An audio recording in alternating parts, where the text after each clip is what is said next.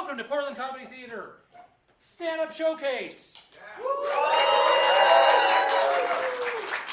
My name is Jay. I'm part of the house staff here at Portland Comedy Theater. And it says it's on. Maybe it's muted at the board. I'll get to that in a minute. I can only be in so many places at once. But we'll see. A couple things you need to know about. This is a student showcase, I believe. Yes? Carl? Yes? It is. All right. So that means we need all of you to be supportive, right? That means after your friend's done, you don't just bolt for the door. If you have to go, you know, babysitters are expensive, we get it. Please be quiet when you go. And also, no heckling. We can heckle Carl. You can heckle Carl. But beware, when you heckle Carl, Carl will heckle back. And he's got 40 years of experience at it. We do have, if you didn't notice, concessions available at the concession stand. Sugar and liquid, solid, and fermented forms. We have restrooms. There's men's and all gender on the left, or to the left of the concession stand. Women, as always, are right. Now, I'm going to introduce the teacher of our comedy sports, or not comedy sports, our Portland Comedy Theater stand-up classes. He's been doing stand-up comedy for over 40 years. He's working on his type 5 decades of stand-up. And he's been churning out funny students for almost, 5 years now? Sure. Here with comedy, I mean, not here, but It's just all it is. It's all blurred. If you'd like to take stand-up classes, we have more coming soon. You can go to portlandcomedy.com to find out more about all of our classes, be it stand-up, be it improv. We've got a dual class coming up where we've got U18 in one place and grown-up classes in the main lobby. So, you know, you can bring a kid and not have to be next to them, but you both learn things. It's fantastic. Again, that's portlandcomedy.com. Find out about all of our classes. Now, the man, the myth, the legend, Carl Wolfson. I'm going to have for Jay give Jay a round of applause. Students, what is the first thing I teach you? Move the mic stand. Way over here. Thank you. You get $1 off the next class. Because otherwise you'll play with it and that doesn't end well. How are we tonight? Wow, we're going to have to do better than that. How are we tonight? I'm really proud of the 7 comics you're going to see tonight. They worked very hard the last 8 weeks to prepare sets for you. Give them a round of applause for stepping on stage. And thanks for coming out on a rainy night in Portland. I saw something in Portland today I've never seen before. I saw a car with Washington plates going the correct way down a one-way street. Is there anyone from Washington here? Oh, yeah, okay. They all look so dour after that joke. No. I am very pleased to be an Oregonian, but I love being next to Washington State because in 2012, Washington State did something no other state has done or maybe will do on the same election day. Voters in Washington approved gay marriage and legalized pot. Which just goes to show the rest of us people were reading Leviticus incorrectly. It says if a man lies with a man, he should be stoned. Thank you for that reading.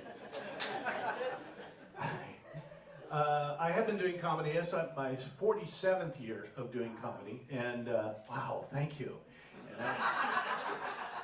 And I am nostalgic, and it's fun to teach comedy the last 5 years here because you know, I've loved it. It's been my life for almost 50 years, and I am, as I said, nostalgic. I was on Alan Thicke Show, Thick of the Night, every week, and Alan passed away suddenly. I was on Joan Rivers every month, and Joan passed away suddenly. I kind of wish I'd been on The Apprentice. I get the feel of the crowd there. That's good. Absolutely. I think right now, other than to push back against Trump, I just love when he gets upset. That's what I try to do, is see the man get upset. That does my heart good. You know, he's going to be terribly upset tomorrow. He's going to find out that the Gulf of America identifies as transatlantic. So stay with the crowd. It's not that funny, sir. Really. Yeah, that's good. What a mess we're in with Trump. Have you seen Amnesty International new report on the United States, the abuses here? Have you seen this? Executions, ICE detention, and the Melania movie. All.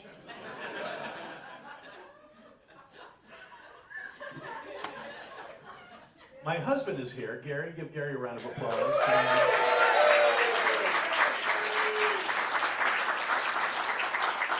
He's celebrating our 29th anniversary in December. We did make a mistake about 3 years ago. How do I say this about the car we bought? It's an odd time when I can be open about my gay relationship, but in the closet about my Tesla. We put a bumper sticker on and said, this is a Buick Regal. It's not working. We tried the self-driving, goes right into a bunker of Proud Boys. It's just... It's a mess. And it's not just Trump, it's everyone that works for him. Robert F. Kennedy Jr. Jesus. This guy, actually, I'm looking up all of his former statements. I mean, he said that certain pesticides make people gay. I remember when I was 11, my parents took me to be crop dusted.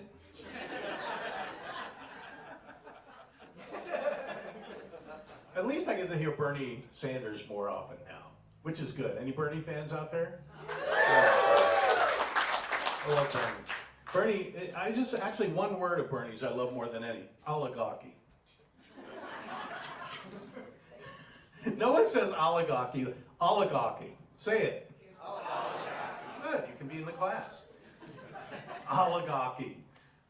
Elon Musk spent $240 million to buy the election for Donald Trump. This is not democracy, this is oligarchy.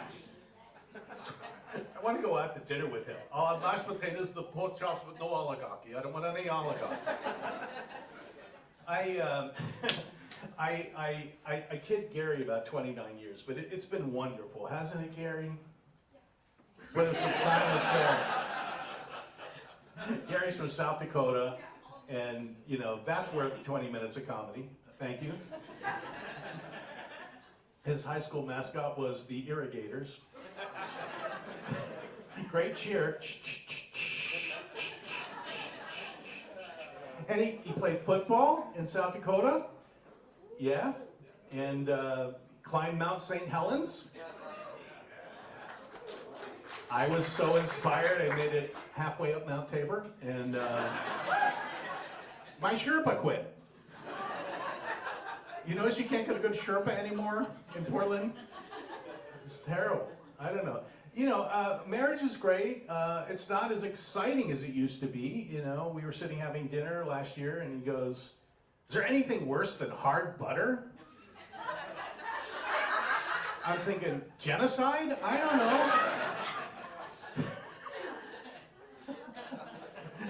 You know, I told him, I looked it up, you know what the gift for 29-year anniversary is? Do you have any idea? Furniture. It's exciting, isn't it? Yeah, I remember back in the days, 5th anniversary, wood. Remember those days?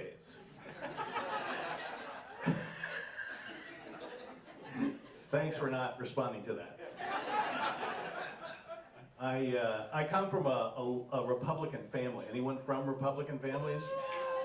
Oh, snap, huh? My grandmother was the worst, man. She was so Republican. Yours too?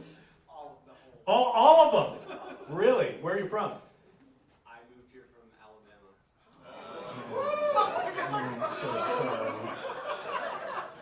I performed in all 50 states. Alabama was scary, I have to admit. I was in Pamplona, Alabama for the Running of the Rednecks, and I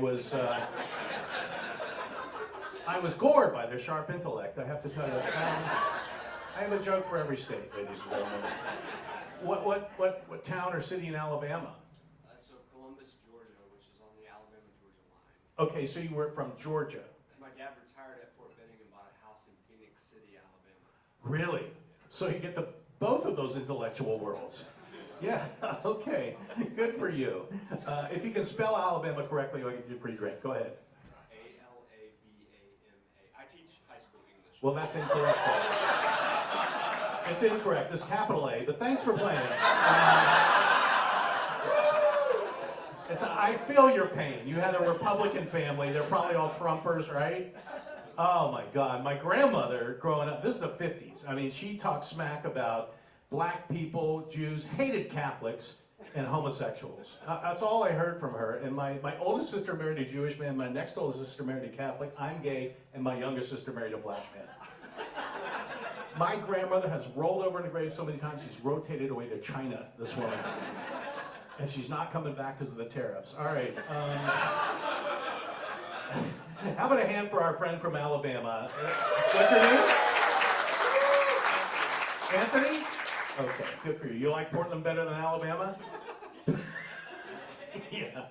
Oh my God, Alabama. You should go to Arkansas. That's even worse. Have you been there? No, I haven't. Oh God, I performed at one show in Arkansas. I got out. I saw a 12-year-old girl smoking right in front of her children. It was so frightening. All right, are you guys ready for a great show tonight? Gary says, get off stage. I've heard all these jokes a million times. We have a great crop. Gary will tell you, I've loved this class so much this quarter, and we're going to get started now with a very, very funny person who, well, they all make me laugh, and she's done such an amazing work. You're going to love her. Allison Worthington, ladies and gentlemen. Bring her up. Allison. Allison.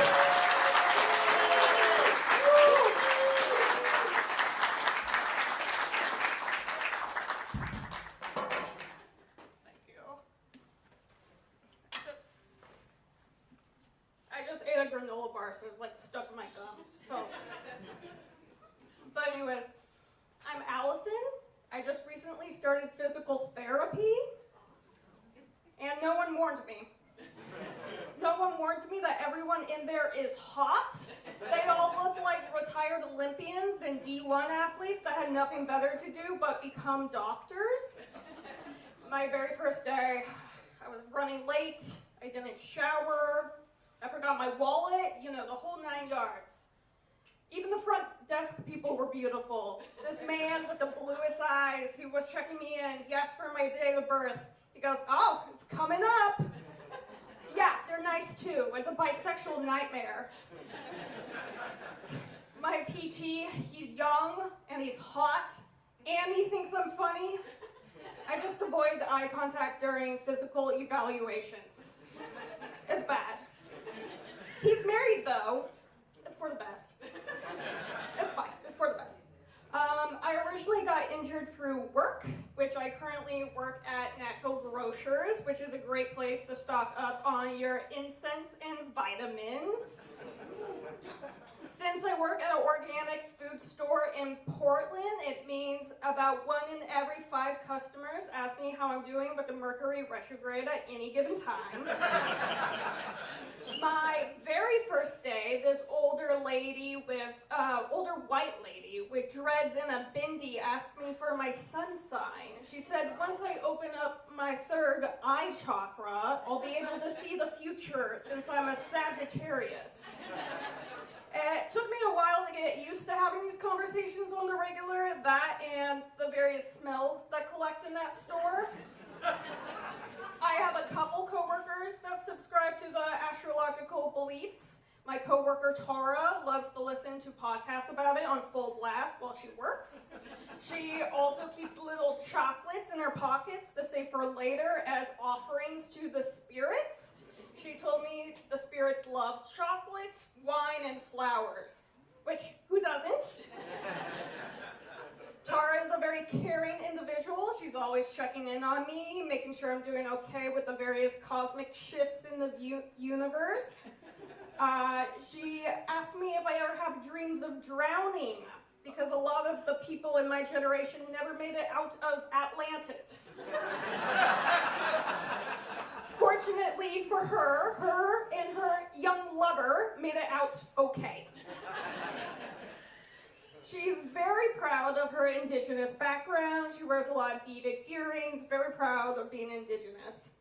I later found out she was indigenous in another life. Yeah. My other coworker, Timothy, he's going through a really hard time right now. He's in the midst of his Saturn return, which he blames for his turbulent relationship. He went through about 6 relationship status changes in a single month, which has got to be a record. My favorite manager is Jonathan. He looks like Iggy Pop, which he agrees with. He only wears tie-dye sweatpants, muscle tees, and beanies. Jonathan likes to shorten every word he can, so he calls sardines Deans, which he buys a pack of Deans every day for his 3 Bengal cats, and he calls customers Custies. And we have some nicknames for some of our, should I say, favorite Custies. Blinking, who's originally from Florida, and I guess real name is Derek, wears a lot of medallions and tapestries, but most notable is this metal shiny pyramid he wears on his head. He is also a very kind individual. He asked me many times for my birthday, but he kept mixing up November 23rd with December 23rd, which is his mother's birthday. After correcting him a handful of times, I eventually just said yes. Blinking feels like he knows me pretty well because in his mind, me and his mother are both Capricorns. I realized I started maybe getting a little too deep in my web of lies when he started asking me personal questions, like if the people in my life ever combine my birthday and Christmas presents, which I told them, no, they're pretty good about keeping those two separate, which in reality, those 2 days are a month apart, so it's not hard. But one day when Timothy was going for one of his various relationship status changes, Blinking overheard us talking at the register, which I was telling Timothy how being independent can be a good thing, and I actually really enjoy my independence from time to time. Blinking attributed that to the fact that I'm a Capricorn, which Timothy then corrected him and went, hey, I thought you were a Sagittarius. I didn't know what to do, so I just walked away. I thought the whole situation blew over okay, like it was just a simple mix-up. But Timothy later told me that Blinking is a regular at his other job, which is a Chinese tea shop, and that Blinking has actually confronted him many times about the situation. He's very perplexed and confused. He asked Timothy, why do you think she would lie to you? I'm very grateful to Timothy for not blowing my cover and keeping my secret. I asked him, what zodiac sign just lies out of convenience? He said, Sagittarius. The last Cusky I want to talk about, and my personal favorite, I got the name Snuggie. He is this man with disheveled bleached hair who wears oversized pink Snuggie and booty shorts, and he's known for picking fights at the register. However, he really likes me and Jonathan. One day he was coming through my line and I was complimenting his glasses. He told me they're new technology out of South Africa. I said, they look like they're made out of pork. He said, yeah, they float. The last time anyone saw Snuggie was when he came in wearing rollerblades, which as he left the store, he rollerbladed into oncoming traffic across Powell, flipping off cars and dropping groceries as they slammed on their brakes and honked at him. Then when he fell backwards on his ass, I figured maybe there was a chance I would see him in physical therapy. But I think it's safe to say he probably never made it out of Atlantis.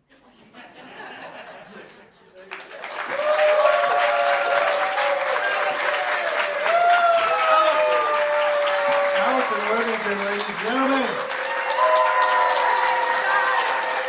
Yeah. That is so Portland, isn't it?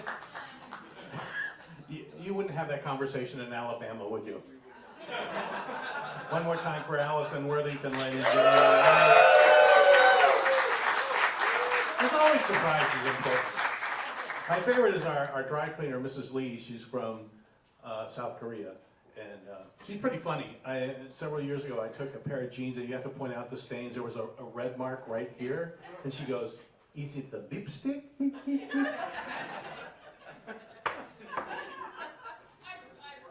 broke it? Yeah. Oh, wow. Oh, wow. You did. Okay, that's our show, ladies and gentlemen. Oh, wow. Is it... You know who breaks mics? Sagittarius? I think it'll be okay. This is what I don't teach in class. No, Allison, good job. Let's all... Y'all want to show up tomorrow? When's your shift? I don't work till Thursday. Okay, see you then. But what? 1 p.m. 1 p.m. Thursday? Yeah. It's a Nature's on Powell? Yeah. Oh, fuck, let's go. All of you. That would be grand, you know? I'll call Willamette Week, the Mercury, we'll all show up. Yeah, we all need incense. All right. Are you ready for more comedy?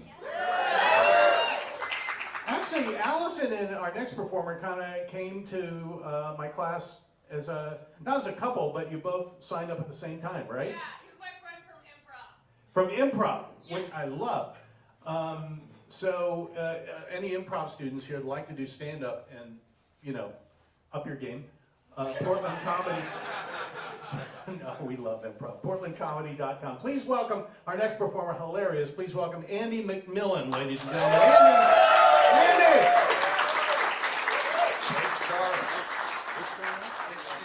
It's Sagittarius. Oh shit. You have to hold it two-handy now? Alright, what's up, Portland? How's it going? Thanks for showing up. I'm recording this. Hopefully that's okay with everybody. Because I'm not from here. I'm from Kansas, so I'm going to send this to some friends back home. I suffer from a lot of anxiety, so it's kind of hard to do this, so thanks for bearing with me. Anxiety's a fun thing. Like I self-medicate a little bit. You make choices, right? Like last week on Monday, we had to do our pre-show kind of setup to this. And I was like, you know what you should do, Andy? You should eat an entire plate of nachos, drink a margarita, and get stoned, and then go to class. And then 20 minutes later into your set, you're like, fuck, wait, are there other people that are supposed to go? So, anyway, I didn't do that tonight. I'm half sober, which is great for you. But, you know, the other piece of anxiety is, like, it's a good thing to also be actually medicated, like through medical professionals, and you know I've done that. I'm doing that, like 5 years on, and I think I'm on like the placebo trial though. I'm waiting for it to like switch over. I don't know if like Wellbutrin. Did that make it to market yet? Are we still testing that out? It's tragic. It's just part of the deal. And with anxiety comes a little bit of like impulsiveness and compulsiveness and a little bit of, you know, crazy. And so one of the things that relates to that is 2 years ago I decided, you know, maybe Kansas wasn't going to be enough for me anymore, so let's move to Oregon. I'd never been here, so showed up kind of unannounced, and I guess this is my coming out party. And I have like, because I have like all these internal like monologues going on, I'm like, you have 3 years to figure your shit out, or your life's gonna get worse. So you gotta help me out here. I am 26 months into my journey here. I have 10 more months, and then I don't know what's gonna happen. I'm gonna poof away or something. I'm not moving back to Kansas. Maybe I'll have to move over to Vancouver. Oh man, the groans. I learned that. I picked that up. I didn't make that shit up. Make Vancouver better. I don't know. But so with that, like 10 more months, it like kind of has like, there's some anxiety with that too, right? So like that's also not helpful. But when I arrived, I'm like, okay, you have to fit in. Like, you know, in Kansas, there's flannels, but they're like buttoned up and tucked in. And people are like, you know, spitting on the sidewalks or whatever. And here, you know, it's just a different thing. So I'm like, all right, I was a poser in my younger years. I'll just be a poser again. So let's like build out this Portland kit. Oh, it's higher. Shit, sorry. Can you hear me now? Oh, that's what a microphone's supposed to do. It just feels loud. All right, let's try it again. Should we start over? I'm kidding. All right, so moving here, right? I'm like, okay, I need to build out this Portland starter kit. I want to fit in. So how do you do that? You grow some stupid shit on your face. You go to a vintage store and buy a woman's blouse. I think I own that. Which I'm really proud of because it's the second thing I know how to do with my left hand now. That's kind of funny. I just made it up yesterday. You can laugh or not at that. I thought it was kind of funny. The other thing is like some regrettable tattoos, right? You have to show up Portland strong with some regrettable tattoos. One of my regrettable tattoos is let me tell you, and then you can guess what it is. So I have a tattoo that says, "Quit pussyfooting around." Where do you think this is tattooed? There's two options. It's on my foot. Okay, it's on my foot. I paid $60 for this thing. My niece is like, "What does that mean, Uncle Andy?" And I'm like, "It means I have 10 months to figure my shit out."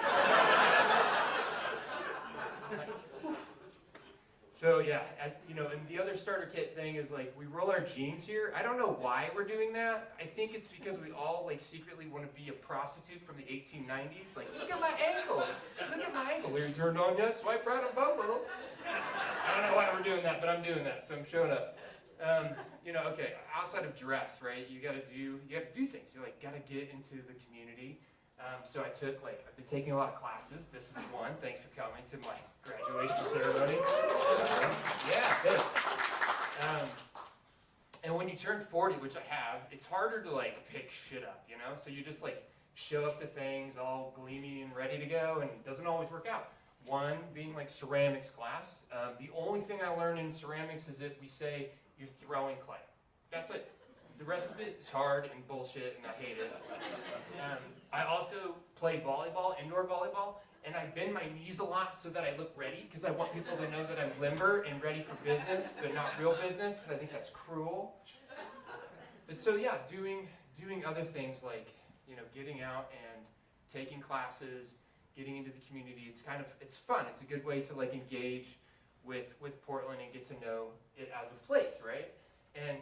But I also feel like you go through some things in Portland, like, okay, everybody thinks I need a dog. And, all right, so I'm from Kansas, right? And if you have a dog in Kansas and the dog gets out, you can see your dog run away for 3 days. So you have choices. You have an option. Like, am I gonna go get it, or I don't know. Here, your dog gets out. I'm not even going to say your dog ran away from you, because it didn't run away from you. You're perfect. It got out. You made a boo-boo. There will be an Amber Alert out. Everybody's phone will go off and be like, "Oh my God, Genesis Multipoo is out. Shut down the 5. Like, Donnie, pull up the bridge." So I have a plant. I'm cool. It's me and the plant are good. I think it likes my music, so we're fine. I don't need a dog quite yet. But some other things that you have to put in your Portland starter pack is, I'm started collecting things actually, and one of the things I started collecting is parking tickets. I have 4 of them. I'm a proud owner of 4 parking tickets. But the other thing I have is that car tags that are expired for 2 years. I'm kind of, okay, I know I'm like playing the white privilege up here, because I'm like, I don't know if they give a shit. I like went and got Oregon tags, but they're in my trunk, because I don't think anybody cares. I think there's just other stuff going on. So I'm kind of risking it for the Biscuits, and we'll see what happens. I don't know. But then you go through like there's like levels, right? When you finally know you've arrived in Portland, something's gonna happen to you, right? Like your bike will get stolen. That's welcome to the Pacific Northwest. You've got a new token, right? It's like you've got another little pin you can put on your thing. Well, then you have to buy a new bike, right? So you get on Facebook Marketplace, and then you show up in the southeast neighborhood somewhere with a nice polycule that's gonna sell you a bicycle. And then you, 3 men, stand around in your blouses and your beards trying to figure out, is this bike stolen? You spend half an hour trying to figure out where the fuck is the VIN on this bike. But bikes are important, right? Because you use them as transportation, you use them for, for a lot of different things. One of the things that I use them for is I went on a date. I went to, dating is kind of, this is where we're pivoting, actually. One of the dates that I went on, we're like, it would be fun for our third date.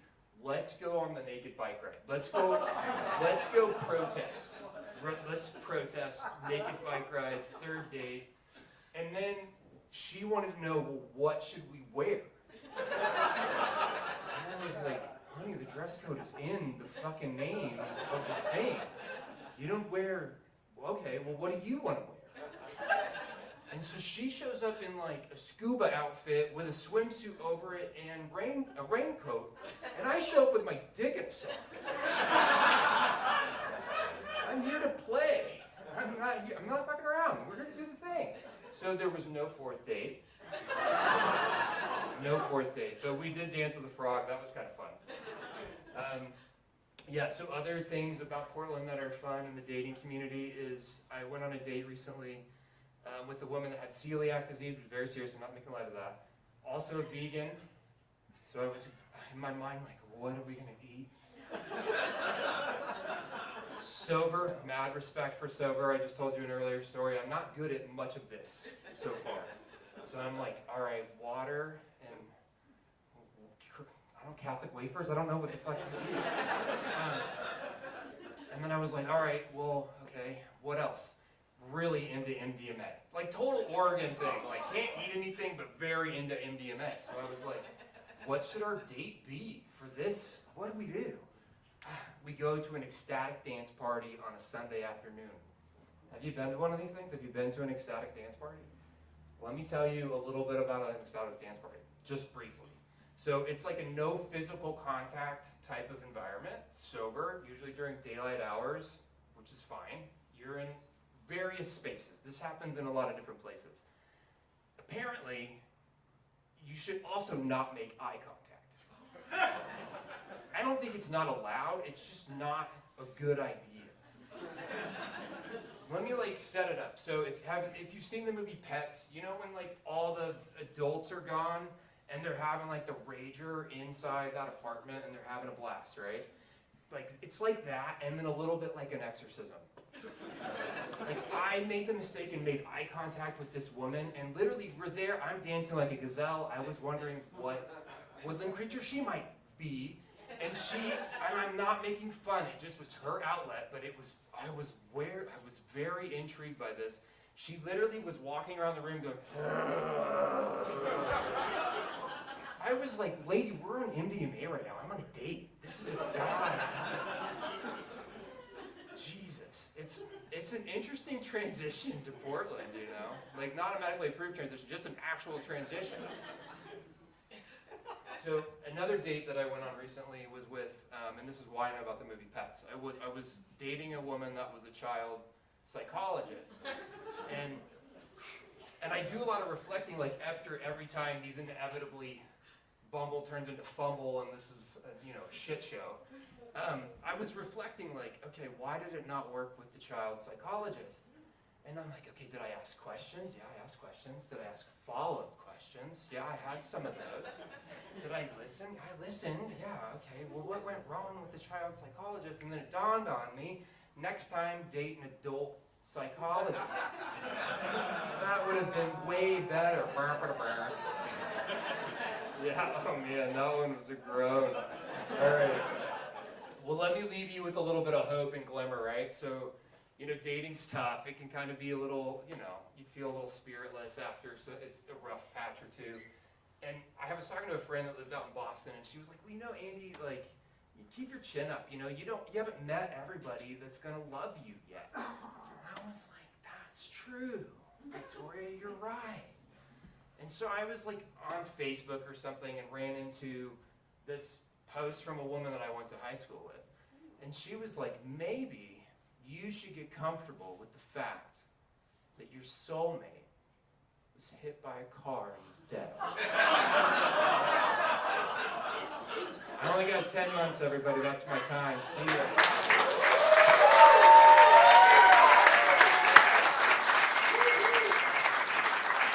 Andy McMillan, ladies and gentlemen. Andy. I promised Andy he would get laid. Is there anyone who? Okay. One more time for Andy. Very funny stuff. Yeah. Allison, you should sell those like Portland starter kits at Nature's. You could?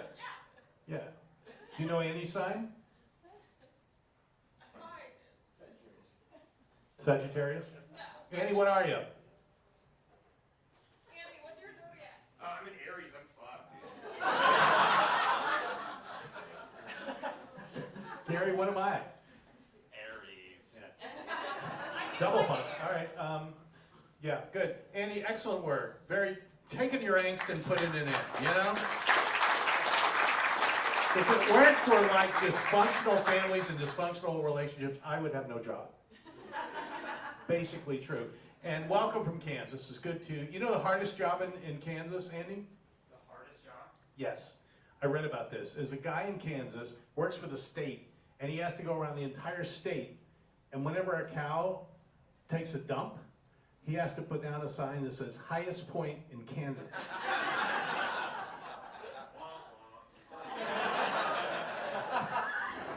One of my former students. No, Portland is a wonderful place to be. I remember when we first moved here, we went to a few Beavers games. Remember the baseball team was here? Double A, it was great. We went and they brought a group of Native Americans in to sing the national anthem in their native language, and they got the words mixed up and the game was rained out. But it was a...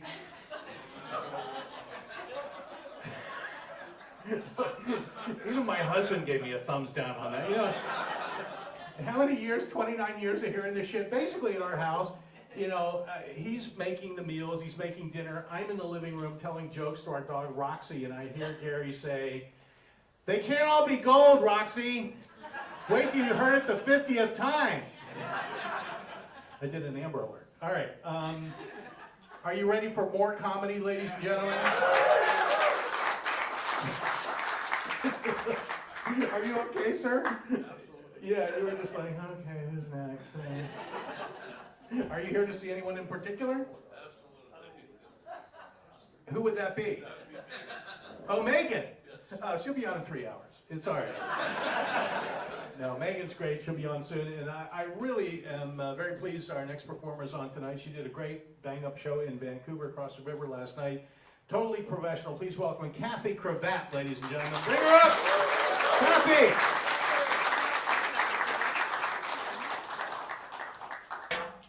Hello, I'm Kathy Cravat, and I write murder mysteries. Keeps my husband on his toes. I have to admit that mystery authors are a bit odd. For example, if I see any type of beautiful scenery, like a gorgeous beach with rolling waves and sparkling sunshine, my very first thought will be, those sand dunes would be a great place to find a dead body. Getting a tour of like caverns somewhere, those stalagmites would be a great place to find a dead body. Halfway down, a hot tub in a Swiss chalet, that hot tub would be a great place for a gratuitous sex scene. So, you know, another way we're odd is we know, I don't know, at least 30 ways to kill people, but I've never used any. It's okay. So one problem we have is we never get picked for a jury, even if we want to be. Yeah. I actually made it into the jury box for a murder trial, and then the judge started asking me questions. He asked what my job was. I said, I write murder mysteries. And everybody laughed. And then he said, well, what's your best-selling book? And I went, Murder in the Courtroom. He's like, what? Murder in the Courtroom?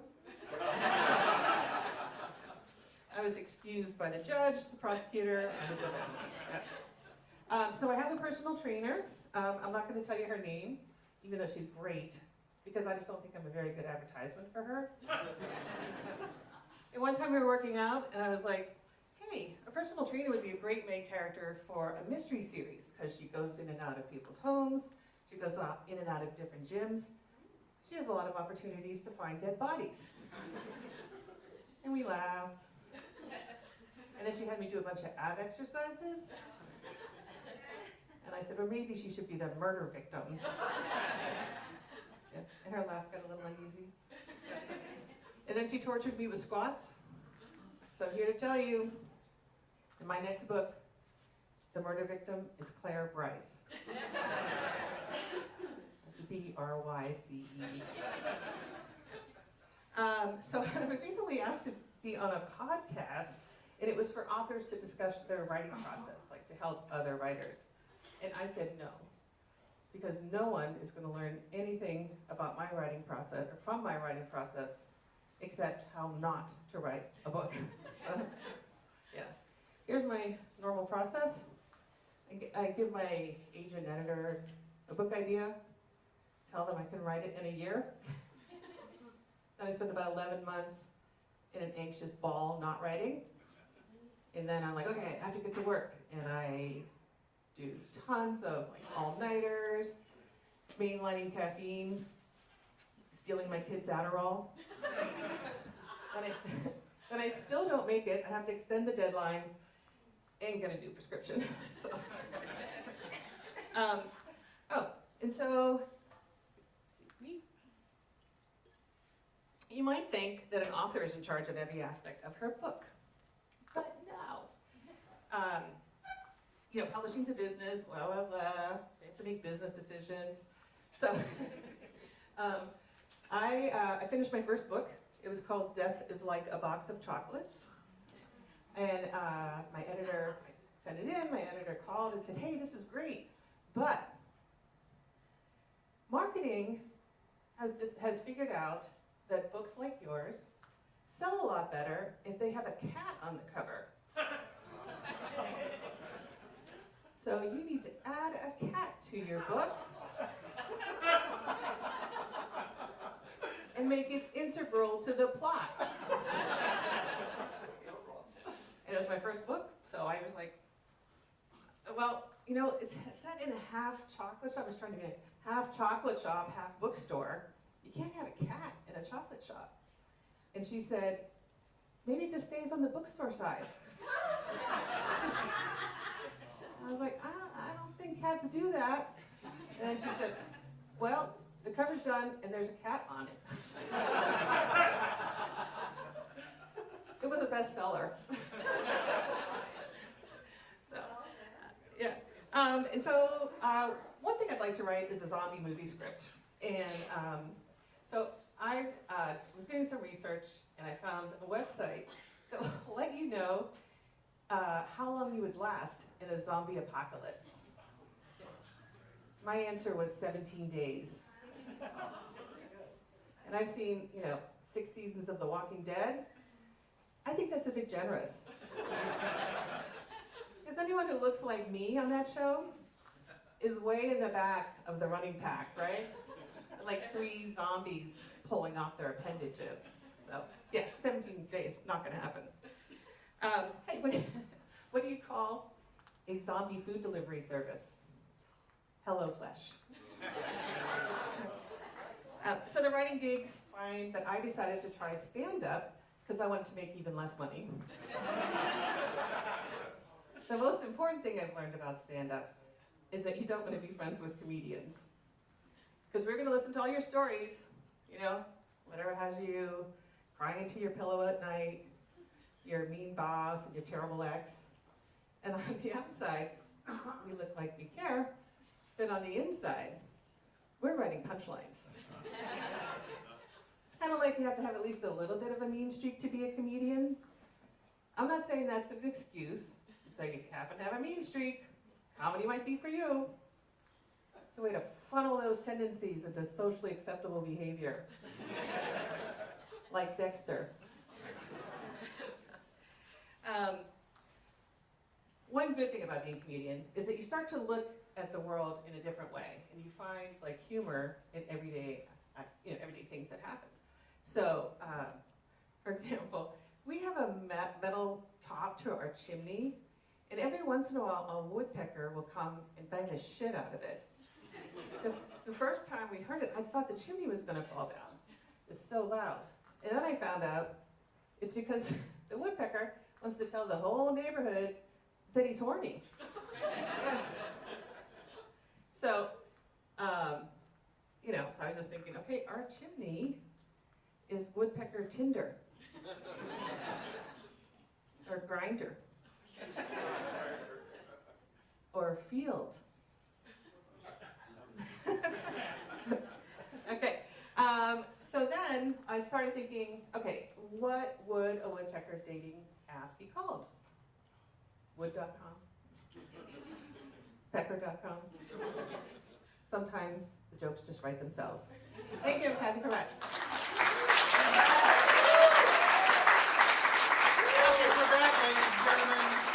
Kathy Cravat, love Kathy. Every class she brings us a box of chocolates, and no one eats them. Who knew? Kathy Cravat, ladies and gentlemen. Anybody else new from out of town other than Alabama? Moved to Portland recently? Anybody? Okay, you're in again. Oh, geez. A little to-do broke out. Yeah. Where are you from? Texas. Oh, Texas. Yeah, Texas. That's nice. Do you have the accent? The Texas twang? I You don't? Yeah. There's a lot of accents, and that's one of my favorite. I also like Massachusetts, where the use of the letter "ah" is prohibited by law. They don't need that letter, especially when they're driving around in their PortlandComedy.com if you want to be faster. But I realized years ago what happens to the letter "ah" that they don't use in Massachusetts. It goes up into the atmosphere, goes all across the country till it sees the state of Texas, then it falls down into the word "warsh." Just for you. Found you a Southern playmate.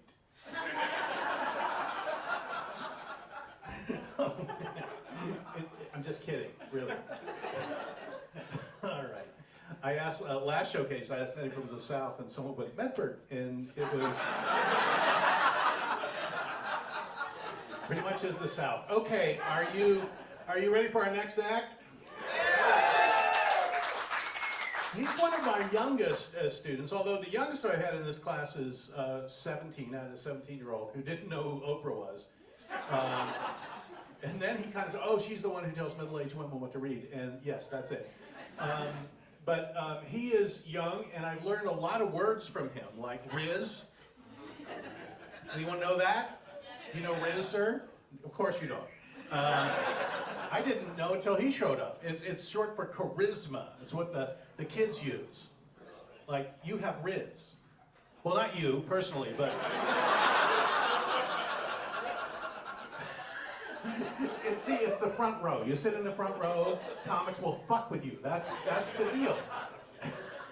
All right. What is your name, sir? You're being a very good sport. Mark? Yeah. And what do you do, Mark? With an R. Mark with an R? Well, it's not Mark. You're not that fast. You're not even Mach 0. So Mark, what do you do, Mark? What's that? I'm retired. You're retired. Yeah. I couldn't tell. You were just you were there an hour before the show started, and yeah. And what did you used to do when you were working? I was in IT. IT. Well, that fits. Yeah, good for you. Did you ever hack anything? I'd have to kill you if I told you. Our last comedian, Cash Turner, is a hacker. Cash, you ready for this guy, Mark? Oh, yes. You're a Mark once again. All right. Joining us now, he's really, really funny. He's taking second class with me. He knocked it out of the park the first time. Please welcome Chris McDougall, ladies and gentlemen. Chris! Hit Google.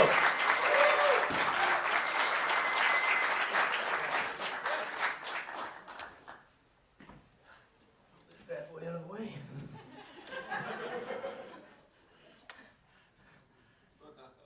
So I've been calling a lot of inanimate objects bad boy recently. Like I'll say something like, let me open this bad boy up. Talking about my Excel documents. Or I'll say something like, let me insert this bad boy in. Insert is my favorite Excel function. Or I might say something like, let me hop on this bad boy. Microsoft Teams. But I'm worried I might give off like a boy who cried wolf kind of vibe. Because if there's ever like a real bad boy who's trying to hurt me, and I yell, help! This bad boy's trying to open me up! That everyone's just gonna think that it's Excel's turn to be on top. After all, I am a freak in the sheets. I can pivot you on a table.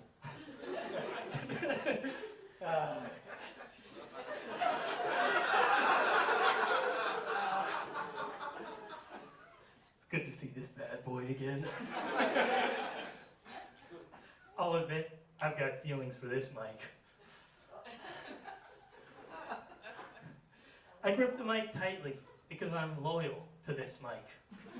But recently, I've had trust issues with this mic. This mic's been seeing other comedians. So it got me thinking, maybe I should do other venues. Hotter mics. The Moda Center. Now that's a sexy mic. I've been practicing with my mic at home. It's an open mic relationship.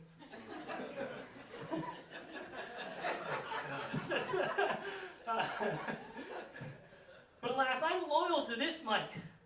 This mic has personality. This mic has experience. This mic is below an Ace Hardware.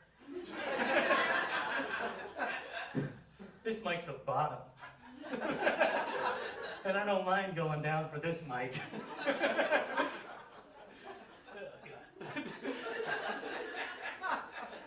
Anyways, it's what you say when you don't have a transition to the next joke.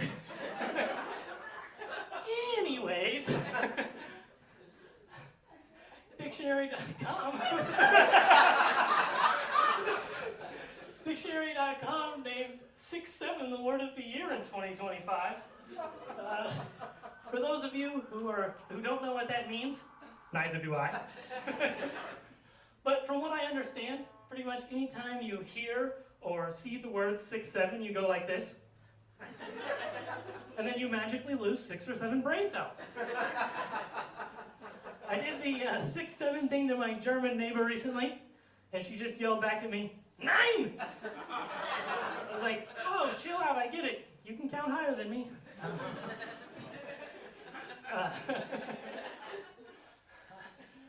This thing's been going on for quite some time now. I don't know, somewhere between like 5 and 8 months. I've been trying to keep track, but I just keep losing brain cells.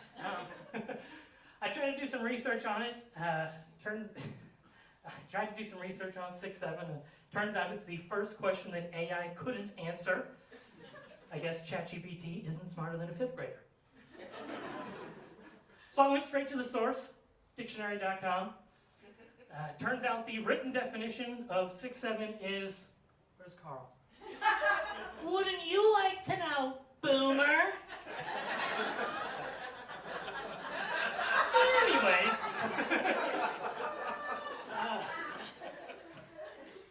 I knew from a young age that I always wanted to be a weatherman. And yet here I am doing stand-up, below an Ace Hardware. I had a YouTube channel back in the day called The Best Goat, and before every video started I would go, hello everybody, it's The Best Goat here. Looks like none of my 26 subscribers are here tonight. But there was one video that stuck out among the rest. It was a class project that we did, and where we pretended to be a news crew who was reporting on the weather. And it was at this moment that I knew I wanted to be a weatherman. And it was also at this moment that I realized that the weatherman is quite the Rizzler. For those of you who are confused or have an AARP card, it means he gets bitches. But the word Riz wasn't around in 2009, so we could not call him the Rizzler. So instead, we called him the Drizzler. Okay, but back then, I was just a weather boy who wanted to be a weatherman.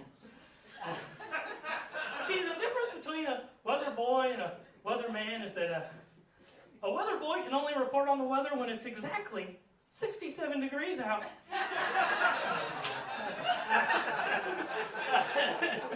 And the weatherman only knows when it's 69.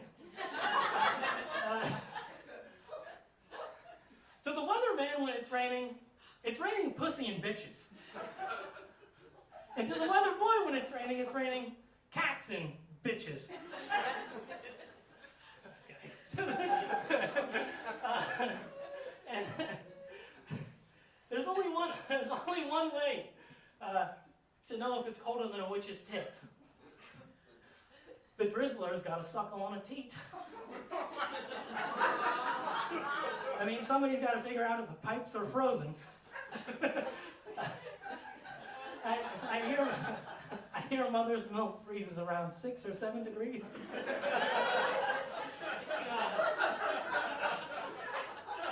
The drizzler always has the coolest milk mustache. You know, the drizzler... God. The drizzler... God. The drizzler doesn't even have to worry about getting women wet. You can just check the weather and know that they're going to get wet either way. Oh, God.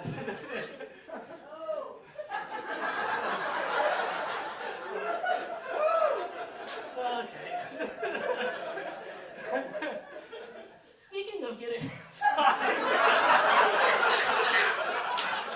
God. I don't even want to say this next one. Speaking of getting women wet, I usually do it with a hose.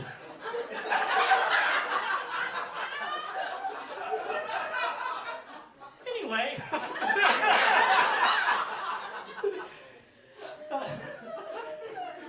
Oh, God. It's so hard to be a bad boy sometimes. Seriously, though. There's so many rules you have to follow all the time. You can't trust anyone. I was the first Chris to cross applesauce. And I'll do it again. You gotta keep up with all of the bad boy trends. I recently picked up David Goggins' new book, Stop Being a Pussy, You Pussy. It was recommended by the librarian.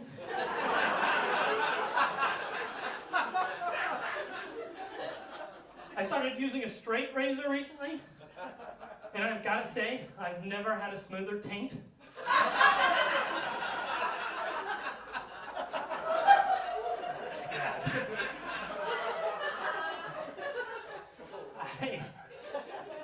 If you're a bad boy, you gotta drive a cool car.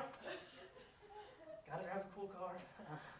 I drive a 2005 Subaru Outback, LL Bean edition.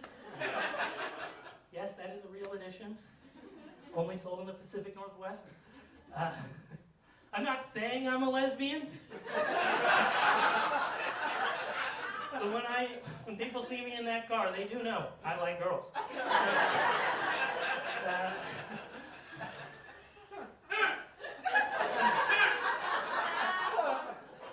You gotta have a good physique. Gotta have a good physique. If there are any ladies out there who are looking for a guy with a BBL, I don't have one. But if I put but if I put a ring on your finger, you'll have a BBL. A bad boy for life. Thank you.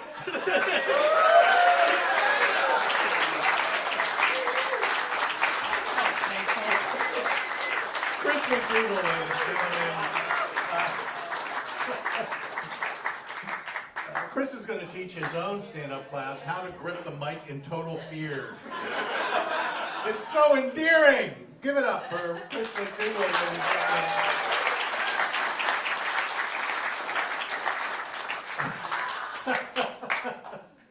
Oh, young people. They have great names, though. Better names than we had growing up. I was picking up some tickets at Lloyd's Cinemas, and a young guy, you know who I'm talking about, Gary. He's like 16, 17, all his friends around. The ticket guy's name is Maximus. That is a great name, isn't it? I told him what a great name, and I told him the night before we had been out, and our server at the restaurant was Augustus, right? I ordered a Caesar salad. I didn't want a Caesar salad, but I had to go with a joke. That's what I tell my students. Like in the 70s, I was in college, and someone said, "Man, you're always so happy." I said, "I'm gay." And I've had to go with that for like 50 years. I'm not, but, you know, you go with the joke.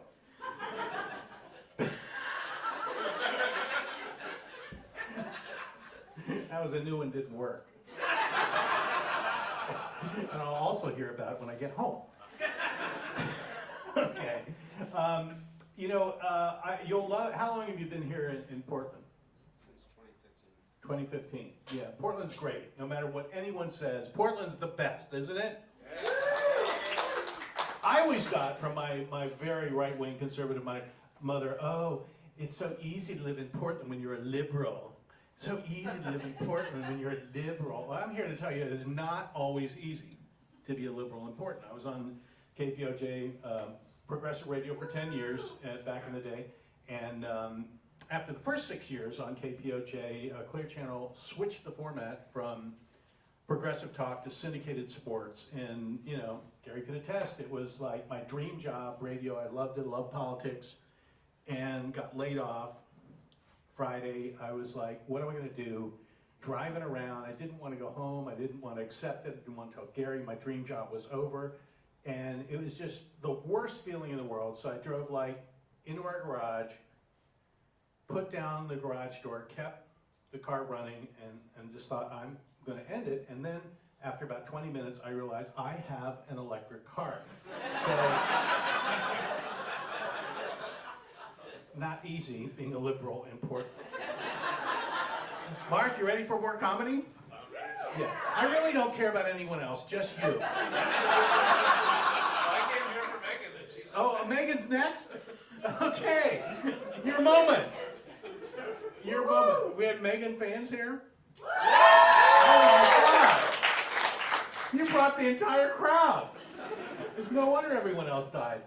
No. How about a hand for everybody on the show? They know it's great. Let me tell you, for most of these, it's like first or second time they've been on stage. Come on, let's hear it for my group. Come on. It's a great student. Not easy to do it. Please welcome Megan Cullison, ladies and gentlemen. Megan.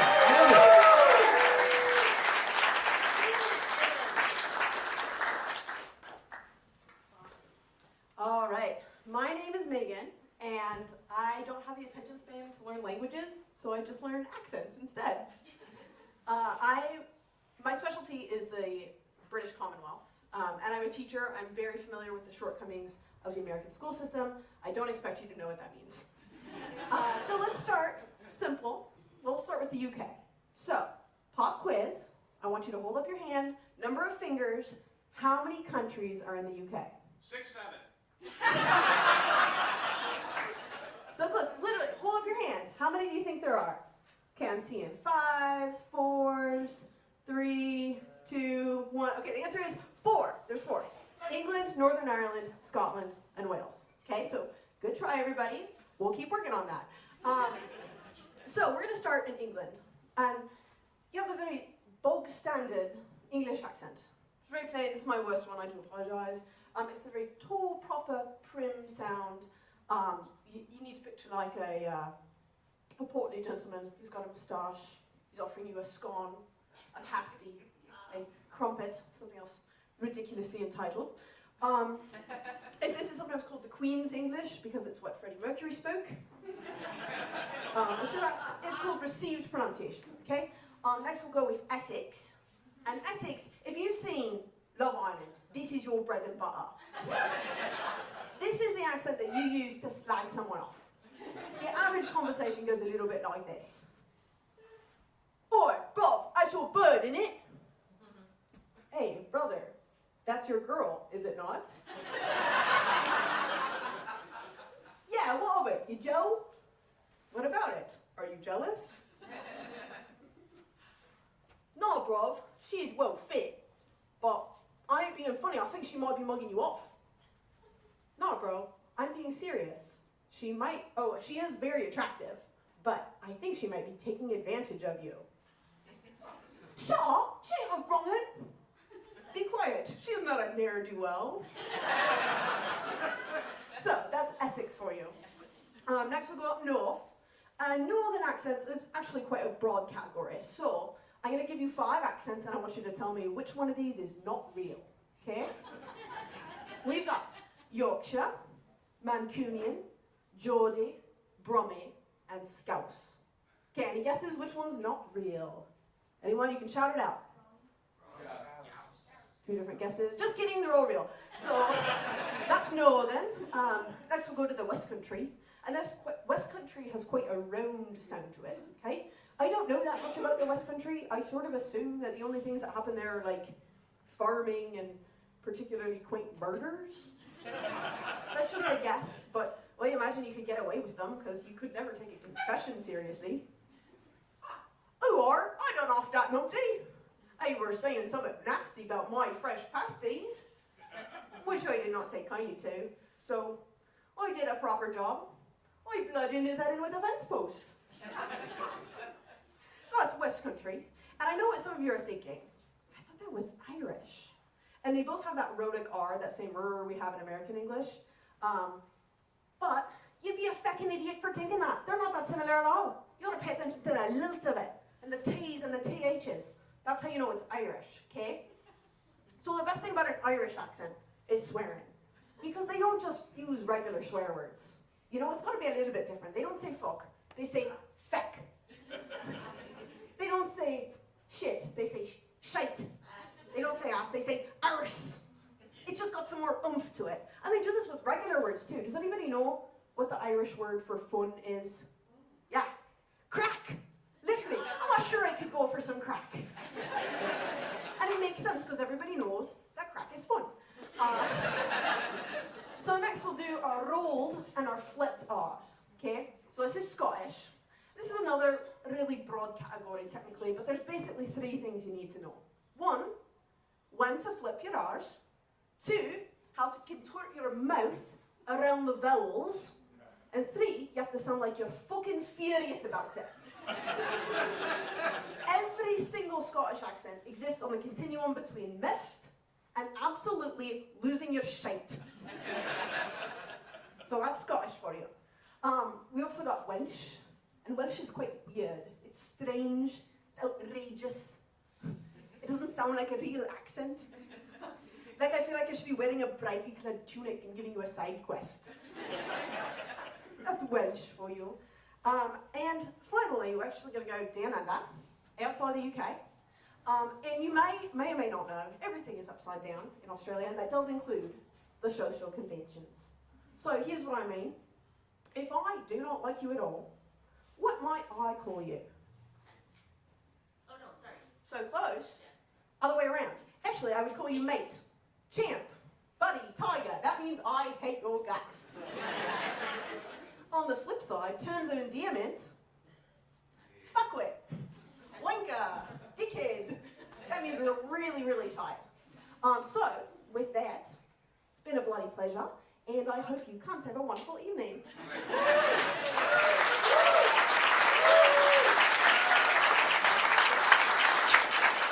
Megan Collison, ladies and gentlemen. What do you say, Mark? First time up. And her last word was cunt. I just love that. One more time for Megan. Yeah. Man. So good. Those accents are just really right on, right? Okay. Megan has, I love the name Megan. Is that Irish, Megan?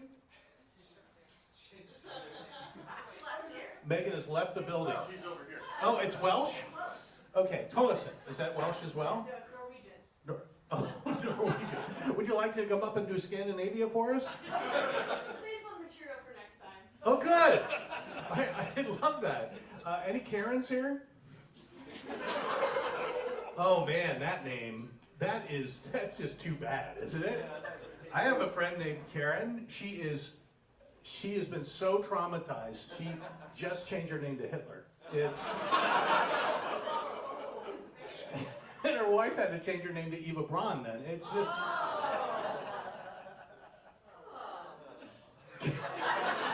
I can see Gary's notes when I get home. Okay, good job, Megan. How about a hand for everybody? We have two more acts. They really knocked it out.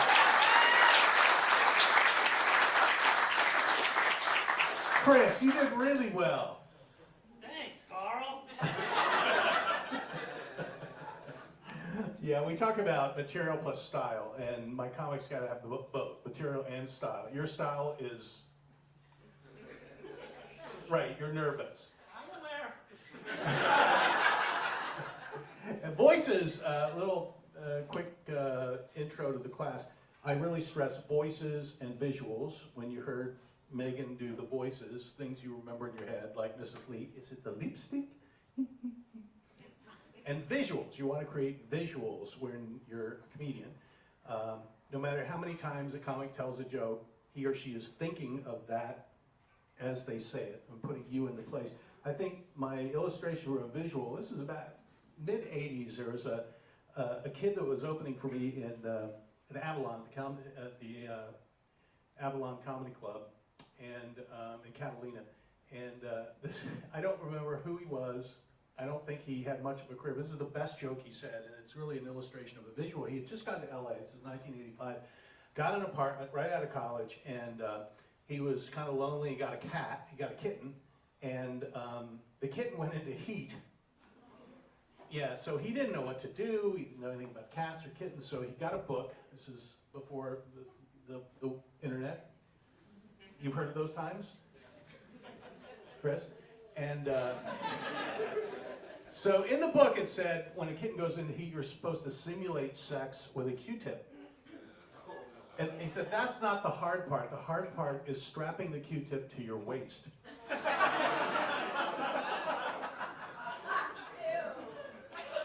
That's a visual. And I know who's going to be doing that tonight. All right. Coming to the stage now, she's doing her second gig with me, and I just love her to death. I tell Gary all about her funny stuff. Please welcome Amanda Pierce, ladies and gentlemen. Amanda!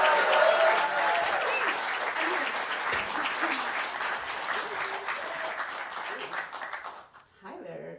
Hi. You know, my favorite part about doing stand-up is I have a captive audience for any weird stories I want to tell, and I don't have to wait for it to come up casually in conversation. Just like sitting in the corner waiting for like something totally unrelated to what you're saying, but it's a really good story, so I'm going to tell you anyway. For example, I know a lady who got kidnapped twice by the same dude.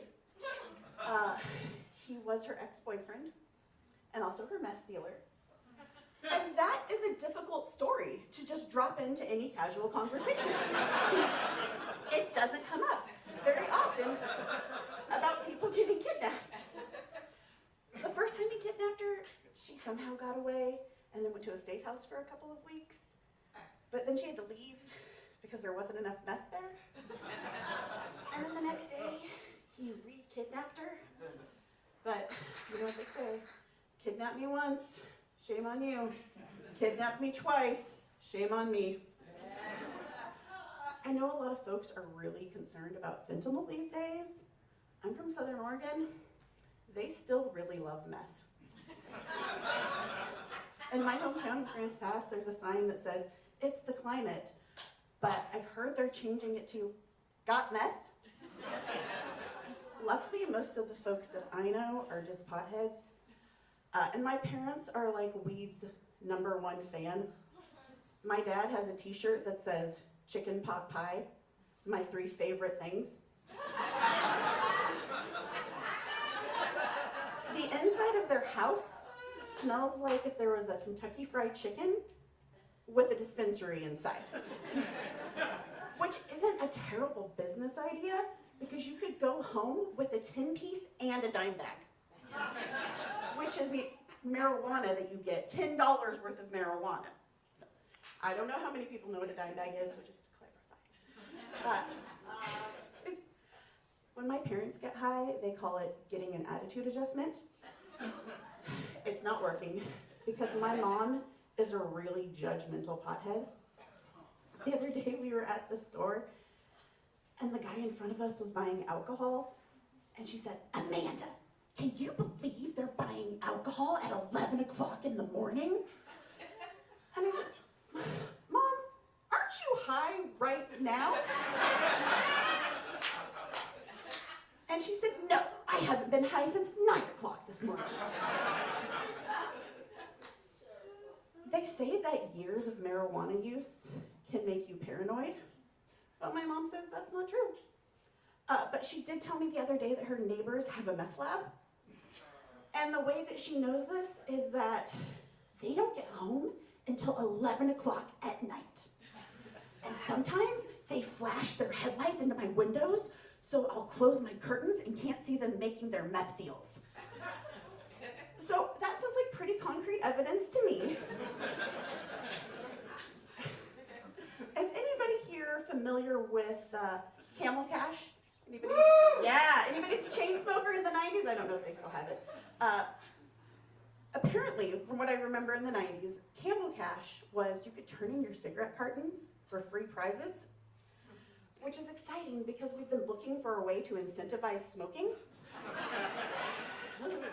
My parents smoked inside until I was a teenager, so I got a lot of stuff from Camel: a tent, a canoe, asthma.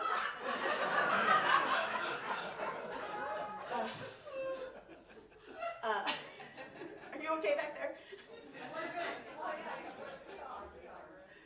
I realized that I totally forgot to say something, because I was going to talk more about how my parents' house smells like Kentucky Fried Chicken.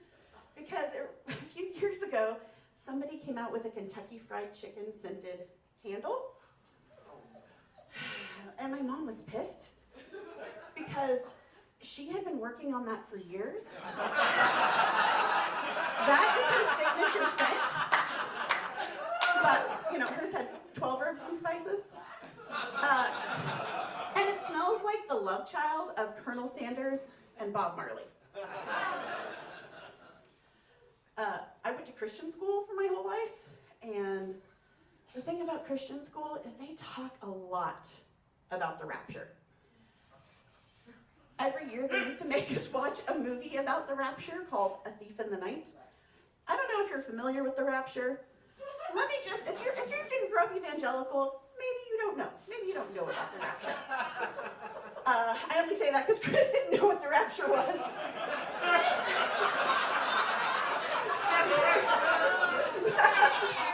Hey, I think that's lucky. I mean, I wish I didn't know what the rapture was. I would have loved to miss that. But let me just go back to summing it up for you. One day, Jesus is going to teleport all of the Christians to heaven, and then the rest of us sinners are going to die in a fiery death. So I used to be really scared of the rapture when I was a kid, and I would lay in my bed at night and think, please don't let me get raptured until I get a boyfriend. There was just a lot of stuff I was worried about missing out on. Even like a few years ago when I was religious, and like I hadn't heard from like friends or family all day, I'd be like, shit. Did everybody get raptured but me? So far, no. I had an aunt and uncle in the 80s that were, they're still here, but this just happened in the 80s. But they were so into the rapture that they made an entire rapture room for my grandfather because they were pretty sure he wasn't going to make it. They're like, Granddad's not getting raptured. But they wanted him to have someplace nice to wait until he had his fiery death. And that's really thoughtful. People like, you're going to die, sinner, but you know, you could have some canned meat until then. These guys were really into homeschooling their kids too. Oh man, and like these kids, it's a whole surreal experience. Like they had Letterman jackets for their homeschool, and it was named Spencer Mountain High School, which is the name of the mountain that's behind their house. But man, my cousin Josh, he was like the big man on campus. Right? He was prom king, valedictorian, class president. His sister was voted most likely to be a submissive wife. But they did make the cutest couple on prom night. But the rumor is that she didn't put out, so. Sorry. That's not usually the noise you want to hear. She did have a little bit of a rebellious streak, though. Once when we were at a family reunion, she got grounded for being outside of her tent past 10 p.m., talking to my grandfather. Now, you would think, was she like getting an abortion? Or maybe she was doing meth? No, she was just trying to talk to her grandfather before she got raptured. And she got grounded for it. And that seems a little unfair. Her parents used to monitor our board games, and they would censor us, and then they would, you know, take out the more provocative Pictionary cards because they didn't want us to be drawing horseplay or rocket ship. And when these kids went to college, their mom pre-read their textbooks to make sure there wasn't anything inappropriate in them. She's like, listen, you guys aren't going to have to learn about, female studies or biology. We don't want them giving you ideas. And I would love to say that these kids turned out like normal in spite of that. But one of them is a 50-year-old horse girl. And the other one is a 47-year-old Eagle Scout who married a lady who looks exactly like his sister. But you know what they say. It's better to have loved and lost than to get kidnapped by your meth dealer. That's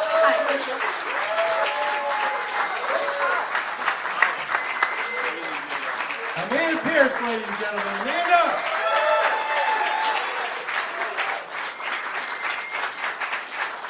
Amanda Pierce. I'm going to tell a story that you told me about your grandmother, who was very, very religious and very, very Catholic. When Gary was 6 or 7 years old, he was at his grandmother's house, and he accidentally brushed up against her wood-burning stove and burned his hand and started to cry. So his grandmother came over and said to him, "You remember that pain because the fires of hell are 1,000 times worse." No box of chocolates for you. One more time for Amanda Pierce, ladies and gentlemen.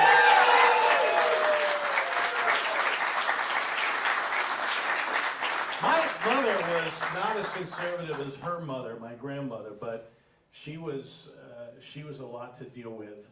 We fought politics our entire lives. I go visit her in Florida. She accidentally bleached my Obama t-shirt, so I set fire to her Glenn Beck Christmas sweater. Yeah, when I came out to my mother, this is exactly what she said. "Well, at least you're no Ted Bundy." A mother's love. A mass murderer, homosexual son. Which she followed up with, "Well, we didn't have homosexuals in the 1950s. I said, "Well, somebody put the fins on those Cadillacs. Somebody did those beehive hairdos, come on." I remember she always wonders, I was in high school, I was in 10th grade, and she sat me down on the steps going upstairs, and she said, "I have to tell you a story. I read that this beautiful couple got married, and on their honeymoon, the handsome husband did not touch his bride. And it turned out he was a homosexual.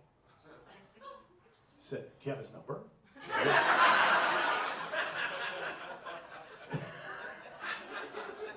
We have a friend, Jenny, who also has a right-wing mother in Florida. She came out to her mother, told her she's a lesbian, and her mother said, what's next, Jenny? Heroin? Lesbianism, the gateway drug. Okay. Are you ready for our final comic of the evening, ladies and gentlemen? We got a wonderful crowd. Woo! He knows all about IT. He's a hacker. He hacks and gets the best jokes. Please welcome Mr. Cash Turner, ladies and gentlemen. Cash Turner! All right, now that these expectations are very high, please lower them. All right. Grandpa needs his notes just in case I want to say something actually funny. Dinosaur bones. I love dinosaur bones. Not yours, Carl. He's heard it like 50 times. I'm appreciative of the joke laugh. I like the big T-Rex femurs. I like the giant Brontosaurus ribs. I like the Thragtusk glue box. Oh, that one's not real. But what is real? Encased in amber, scientists found a dinosaur tail. But it had feathers. Feathers. Does that change the way you think of dinosaurs?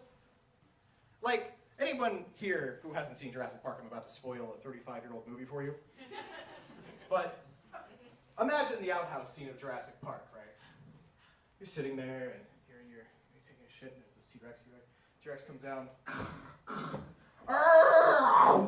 Takes a big bite out of crime, 50% off sale on his snack. That's not historically accurate or scientifically accurate, apparently. It goes a little bit more like this.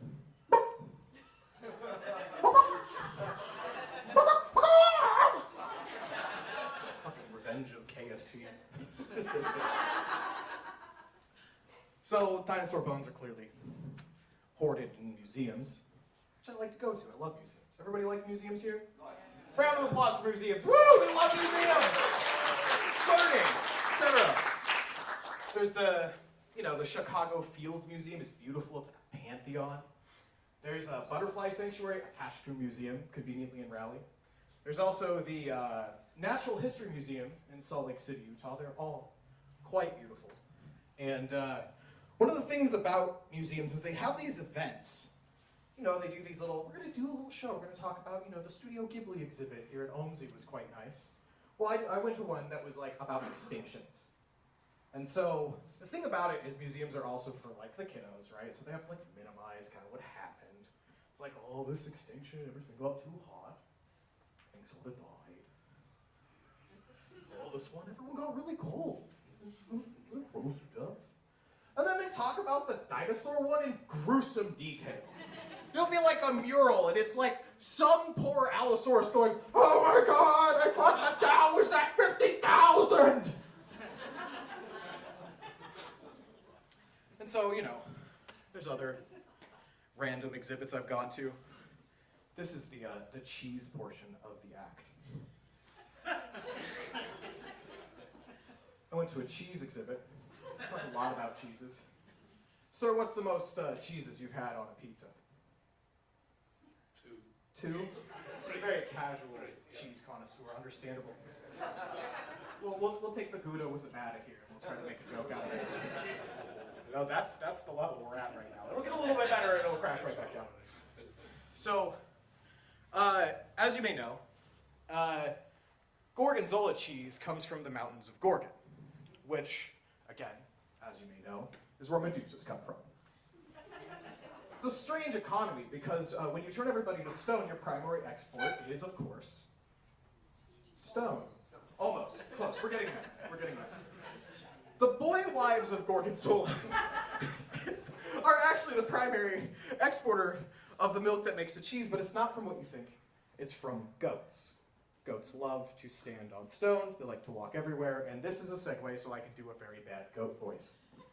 I love gorgonzola. My favorite kind of cheese. Mozzarella is medium, it's okay. It's okay. I can't really stand on a cow very well, but hey, you know, the Medusas treat me very well. You know, if you can't guess, it's so great being autistic in 2026. This would suck ass in like 1848. I'd have to be like texting people about my collection of wagon wheel axles. You know, and I couldn't use a phone. I'd have to be like beep beep beep beep beep beep beep. I've got a really, really short axle, beep beep beep. Really nice to be, you know. One of my friends texted me 3 minutes before I came up and he's like, look at this card I got. And I was like, dude, I'm literally going on set in 3 minutes. He's like, well, you could talk about it. Kind of, maybe. There's gonna be a QA section at the end here, so you'll get like one question. Maybe you can ask it, because you're an IT guy. Oh boy. And so, that kind of like ends the museum experience a little bit. But I do have like a couple thoughts, scientific-ish. Do you think aliens make fun of us because we named the moon just fucking Moon? Like, there's so many cool names. Like if you go look at like one of those like bad boy like cars, it's like this is a Dodge Hemi Hellcat Special EX edition with torpedo launchers. Moon? Fucking Moon? I'm calling it Cool Wave Orb. That's what I'm calling it. Cool Wave Orb for life. And then we call it Earth. But we all say we're a bunch of like smart nerds. It's 70% water. Like, it's fucking aqua. Anyways, this is some dumb shit. What am I doing? What am I doing? I did sort of want to talk about the situation. You know, the situation. But I'm just gonna talk about one thing, which is, wouldn't it be great to be cholesterol? Like, just imagine, like you're sitting there. It's like, take yourself to a beach in your head, in your mind's eye, in your mind palace. You're at a beach. You know, the sands are warm. There's a prehistoric chicken pterodactyl. I guess they're all related now, just flapping in the sky. I mean, that's probably what cholesterol is like. Like, you're just sitting there, like, you're in a vein, some warm blood just washes through you. All you have to do is collect more of yourself. And, like, you have one job. And I'm going to say it, like, 3 times, because I think you know what I mean. I really want cholesterol to do its job. Yeah, it needs to do its job. What's your drink when cholesterol does its job? I'm not really, I don't know. Okay. Mine is just an entire handle of mead until I wake up and it's different. All right. Well, with that note, I could probably go into the QA section now. I am a computer hacker, and I've had this weird fantasy my whole life.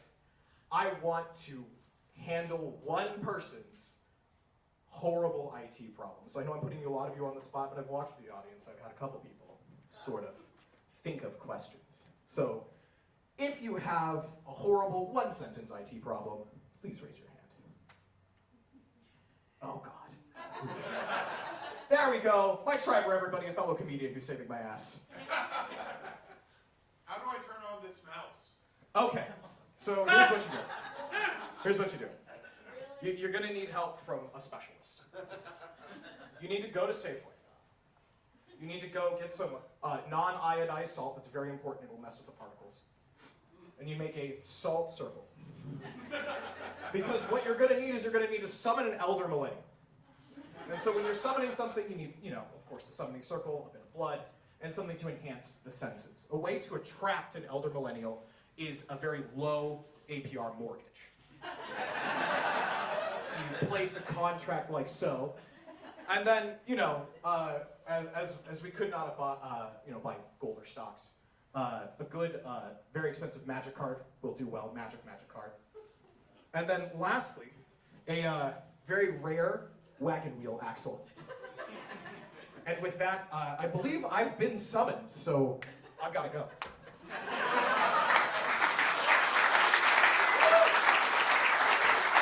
I have a question for you. Yeah. Oh, shit. Go for it. How do I download this bad boy? He's right over there. Download complete. Keep it going for Cash Turner, ladies and gentlemen. I never understand anything he said, but I really like him. I would love to have all the comics come on stage for a final bow. Allison Worthington, Allison, come on. Let's go. Andy McMillan. Andy, where's Andy? Andy, Kathy Cravat, ladies and gentlemen. There's Andy, Kathy Cravat. Chris McDougall, ladies and gentlemen. Megan Collison, Amanda Pierce, and Cash Turner. Give them a round of applause. Come on.